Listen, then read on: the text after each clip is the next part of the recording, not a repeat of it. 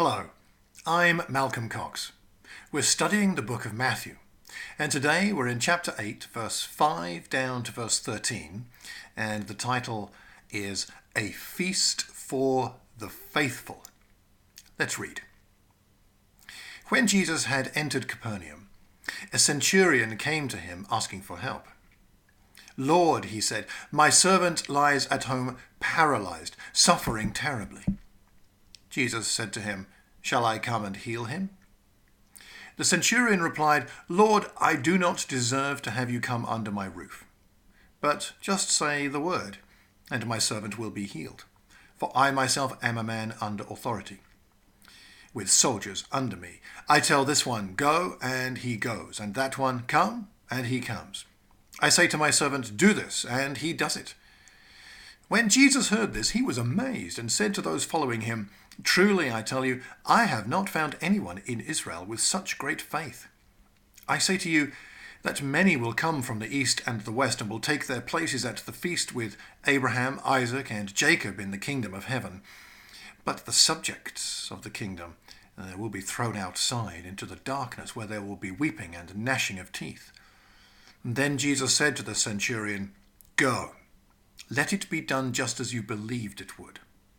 And his servant was healed at that moment. Soldiers can be scary.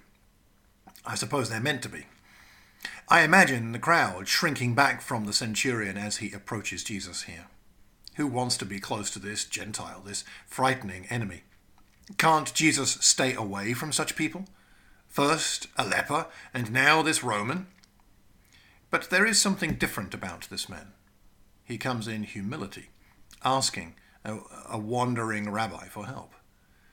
Added to that is the faith, a faith that amazes Jesus. Two things here. Firstly, his humility. The centurion realizes that there is a practical problem here for Jesus.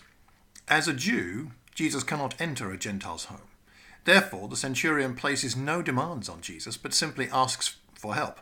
Not only that, but he is asking for someone else's needs to be met, not his own.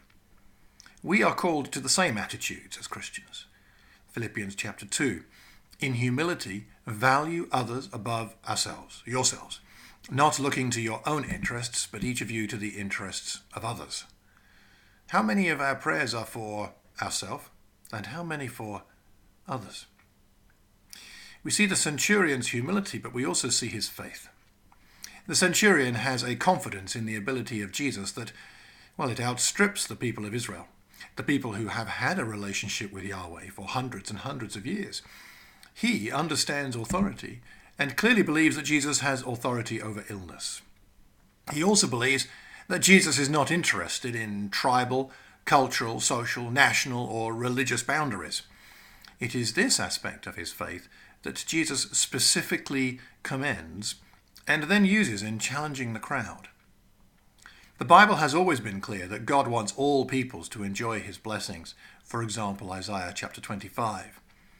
"On this mountain, the Lord Almighty will prepare a feast of rich food for all peoples, a banquet of aged wine, the best of meats and the finest of wines."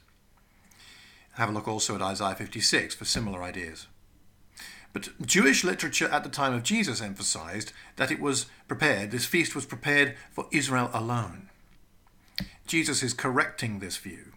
He reminds them that many will come from east and west and join the patriarchs at the messianic banquet, and this Gentile believer, this Roman centurion believer, is a forerunner of the many who will enjoy that feast.